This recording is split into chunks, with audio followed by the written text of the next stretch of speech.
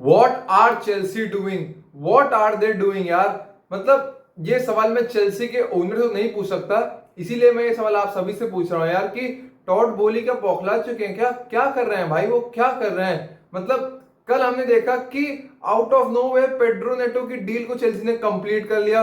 63 million Euros ऐसे गए भाई, ऐसे गए। अभी हम थोड़े दिन पहले देख रहे थे कि एंजो मरेस्का कह रहे थे कि it is not a Chelsea problem, it is the financial fair play and PSR problems and all that. भाई क्या एक्सक्यूज दे रहे हो भाई, कॉर्नर गैलरी की डील वो करना जरूरी था, we had to sell academy player और वो सब किस लिए भाई। आपको आपके सैमू ओमोडियन को आप 40 मिलियन यूरो के लिए खरीद पाओ और अब 60 मिलियन यूरो आप पेड्रो नेटो के लिए खरीद पाओ और फिर आप रहोगे कि financial fair play and all that. भाई मतलब मैं इस समर ट्रांसफर विंडो में चेल्सी की साइनिंग आपको बताऊं तो फिलिप यॉर्गेंसन गोलकीपर, उसके बाद Marc Guiu from Barcelona, Kiernan Dewsbury Hall from Leicester City, Mike Penders from Genk, वापस वो लोन पे चले गए, गेंक में ही है अभी भी।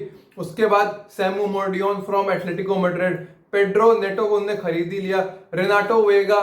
मतलब जबरदस्ती की साइनिंग्स करे जा रहे हैं, करे जा रहे हैं। जिस पोजीशन में 50-50 प्लेयर्स हैं उसी में और ऐड करे जा रहे हैं, ऐड करे जा रहे हैं। आउटगोइंग हो ही नहीं पा रही है इनसे। मतलब 2-3 आउटगोइंग्स करके खुश हो जा रहे हैं भाई। एक कॉर्नर गैलेगर को भेजा एक अच्छे खासे मनी पे, उसके बाद एल्फी गिलक्रिस्ट को लोन पे भेजा, उसके बाद डेविड फोफाना को भेजा, और भाई आपसे ना तो रोमेलू लुकाकू बेचा जा रहा है, ना तो आपसे अर्मेंडो ब्रोजा बेचा जा रहा है। चैलोबा का हम कितने रूमर्स देख रहे हैं कि उनको छोड़ना है, लेकिन कोई सोल्यूशन आप उसके लिए निकाल ही नहीं पा रहे हो। इनकमिंग होती जा रही है, इनकमिंग होती जा रही है। कैपा का भी आया था कि he is willing to join Real Madrid again on loan and all that. भाई 1 साल का कॉन्ट्रैक्ट बचा, उसको बेचो जल्दी से जल्दी यार। चेल्सी भाई पता नहीं क्या उनका मैनेजमेंट चल रहा है भाई, अटैक में घुसेड़े जा रहे हैं, लोगों को घुसेड़े जा रहे हैं भाई। पेड्रो नेटो लेफ्ट विंग और राइट विंग दोनों खेल लेते हैं भाई। अगर वो खेलेंगे तो अब कोल पामर कहाँ खेलेंगे, रहीम स्टर्लिंग कहाँ खेलेंगे, नोनी मेडुएकी कहाँ खेलेंगे भाई, मिखाइलो मोड्रिक कहाँ खेलेंगे। स्ट्राइकर में आप अभी ओजमेन के पीछे भी लगे हो, ओमोडियन को आपने खरीद ही लिया। अब स्टार्ट कौन करेगा, जैक्सन, ओमोडियन, एंकुंकू कहाँ खेलेंगे भाई, अटैकिंग मिड पे खेलेंगे कहाँ खेलेंगे, अटैकिंग मिड पे खेलेंगे तो ड्यूसबरी हॉल कहाँ खेलेंगे। फिर मिडफील्ड में अगर ड्यूसबरी हॉल अगर होल्डिंग मिडफील्डर की रोल पे आएंगे तो फिर कैसेडो और एंजो फर्नांडिस कहाँ खेलेंगे भाई। कोई आइडिया नहीं है भाई चेल्सी वालों को क्या चल रहा है भाई। चेल्सी फैंस तो एकदम होप ही लूज कर चुके हैं भाई कि जो हो रहा है देखा जाएगा, जो होगा देखा जाएगा। प्री सीजन इतना उनका डिजास्टर रहा भाई, पूरा डिजास्टर रहा। तीनों मैच वो हारे, अपने सेल्टिक से हारे, रियल मैड्रिड से हारे, मैनचेस्टर सिटी से हारे। रियल मैड्रिड वाले मैच में अब देखो बैडिशील क्या डिफेंडिंग कर रहे हैं, समझ ही नहीं आ रहा है भाई। मतलब आराम से स्लाइड मार के या फिर अपना लेग स्ट्रेच करके भी उस बॉल को रोक सकते हैं, लेकिन एफर्ट हमने उसमें देखा ही नहीं उस मोमेंट में। बैडिशील से बड़ी गुस्सा है भाई उसको देख के। प्री सीजन चल रहा है तो क्या भाई क्या एफर्ट नहीं डालोगे क्या, और वो सब नहीं करोगे क्या। अब चेल्सी का सीजन के स्टार्टिंग का पहला मैच है against Manchester City at Stamford Bridge. अगर वो मैच को अगर वो हार, जहां तक हारने ही वाले हैं, लेकिन अगर गंदी तरीके से हार जाते हैं ना, तब भाई अपने फैंस को क्या शक्ल दिखाओगे भाई। जो फैंस में बिल्कुल होप ही नहीं है वो क्या है भाई, आप नजरों से नजरें नहीं मिला पाओगे यार। लास्ट सीजन का एंड उनका थोड़ा पॉजिटिव हुआ था भाई, 6 पोजीशन फिनिश मिल गई थी। वो तो अगर मैनचेस्टर यूनाइटेड एफए कप नहीं जीते तो चेल्सी को यूरोपियन फुटबॉल भी मिल जाता, लेकिन चलो कोई दिक्कत नहीं। आपका सीजन कितना बेकार जा रहा था, आप 10-12 पे थे भाई, क्रिस्टल पैलेस वोल्स सबसे पीछे थे, फिर आप आखिर 6 पोजीशन में फिनिश कर रहे हो। अच्छा सीजन था, हमें लगा था कि पॉच को बैक किया जाएगा, Pochettino will be back, but वैसा कुछ नहीं होता है भाई, बिल्कुल नहीं होता है। पॉच को सैक कर दिया जाता है, फिर एंजो मरेस्का को अपॉइंट करते हैं भाई, just because he is Pep's assistant भाई। ना तो चैंपियनशिप जीतने का कोई महत्व नहीं था भाई, उनने उसको इसे अपॉइंट नहीं किया कि वो चैंपियनशिप जीत के आया वो सब, उनने अपॉइंट किया कि भाई पेप के साथ रह चुका है, पेप का असिस्टेंट रह चुका है तो अच्छा ही होगा भाई। मतलब एंजो मरेस्का के पास इतना ज्यादा मैनेजरियल एक्सपीरियंस नहीं है यार अभी, और चेल्सी के साथ अगर उनकी जर्नी बेकार रहती है ना तो उस बेचारे आदमी का भाई मरेस्का का करियर भी बर्बाद हो जाएगा भाई। और मैं सोचता हूँ कि भाई जब टॉड बोले ने टेक ओवर किया था 2022 के मई के अराउंड टेक ओवर किया था उनने, तब चेल्सी का क्या लेवल था भाई। मतलब लिवरपूल से वो 2 कप फाइनल्स आ रहे थे ऑन पेनल्टीज, उससे पहले वाले सीजन में उनने सिटी को हराया था for in the final of the champions league 1-0 से। तो लग रहा था कि भाई अब बस एक स्टेप बिहाइंड है लिवरपूल और चेल्सी, लिवरपूल और मैनचेस्टर सिटी के। बस ये थोड़ा सा अपनी स्क्वाड को स्ट्रेंथन करेंगे, टूचल को बैक करेंगे तो ये बढ़िया से खेल पाएंगे, अच्छा खेलेंगे। लेकिन वैसा कुछ नहीं होता है भाई।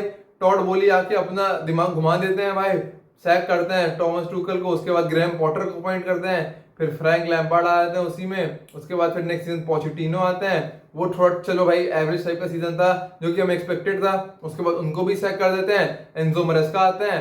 अब लोग कह रहे हैं कि Enzo मरेस्का will be sacked by December, उससे भी पहले से हो सकते हैं भाई। मैं आपको बताऊं तो चेल्सी का पहला मैच है अगेंस्ट मैनचेस्टर सिटी, उसके बाद उनके थोड़े इजी फिक्चर्स आपको देखने को मिलेंगे, लेकिन वो मेरे हिसाब से बिल्कुल भी इजी नहीं है भाई, क्योंकि ऐसी ऐसी मिड टेबल टीमों से मैच है उनका। उनका मैच है वुल्व्स से, क्रिस्टल पैलेस से, बॉर्नमथ से, वेस्ट हैम यूनाइटेड से, ब्राइटन से, नॉटिंघम फॉरेस्ट से।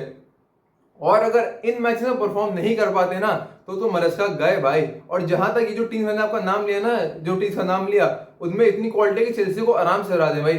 लास्ट सीजन तो इन सब ने हराया ही था, इस सीजन भी आराम से हरा देंगे भाई। तो चेल्सी भाई अभी काफी डिफिकल्ट सिचुएशन में है, प्लेयर्स आउटगोइंग हो ही नहीं पा रहे। इतनी लंबी स्क्वाड है, इतनी बड़ी स्क्वाड है भाई, 5-5 गोलकीपर्स क्या कर रहे हैं भाई। आपके पास रॉबर्ट सैंचेज जिसका कॉन्ट्रैक्ट 2023 तक, आप 2030 तक है। उसके बाद आपके पास फिलिप यॉर्गेंसन को आपने खरीदा, उसके बाद आपके पास पेट्रोविच थे ही, केपा अरिज़ाबलागा को कोई सोल्यूशन अभी तक आया नहीं है। स्लोनिना जो गेब्रियल स्लोनिना है उनको आपने चलो बार्नसली पे बेच दिया, और माइक पेंडर्स को आपने खरीदा, वो गेंक में चले गए वापस। मतलब आपके पास 4 गोलकीपर क्या कर रहे हैं भाई। उसके अगर मैं उसके अलावा ही बताऊं तो आपके पास मार्कस बेंटिनेली पहले से ही बैठे हुए हैं। तो गोलकीपिंग डिपार्टमेंट में भाई क्या 5 गोलकीपर खिलाओगे क्या एक साथ? जबरदस्ती के अपने आप को कह रहे हैं कि we have sign Mike Penders because he is next Courtois from Belgium and all that. भाई तो आपने यॉर्गेंसन को क्यों साइन किया यार? फिर आपने उसको क्यों साइन किया? आपने लास्ट सीजन स्लोनिना को क्यों साइन किया था भाई? क्या पॉइंट था उस साइनिंग का? मतलब आप 3 यंग कीपर्स दे लोगे और कहोगे कि ही इज वो ही इज ये। मतलब भाई आपको एक साथ स्टिक बाय तो करना ही पड़ेगा ना। 2 भी मैं समझ सकता था, लेकिन आपका पहले से पेट्रोविच और रॉबर्ट सैंचेज थे। अगर आपको कोई चलो समझ आ रहा था कि उतना अच्छा लेवल नहीं है इन दोनों का, तो आप एक कोई स्टैंड आउट कीपर लेते और एक को बेचते। वो सब करते कि आप 3 यंग प्लेयर ले लोगे, पहले से हमारे पास यंग प्लेयर है और यंग प्लेयर ले लो। No point of doing that signing भाई। अब उनको पता भी नहीं उनका स्टार्टिंग कीपर कौन रहेगा भाई, और ये कितनी डिफिकल्ट सिचुएशन रहती है भाई, क्योंकि मैनेजर का क्या है भाई, उसको अपने एक कीपर का स्टिक बाय करना है तो करना है यार। ये नहीं कि उसने 3-4 कीपर कोई रोटेट करने की पोजीशन थोड़ी ना होती है कि आज इस मैच में इसको खिला दिया, इसको खिला दिया।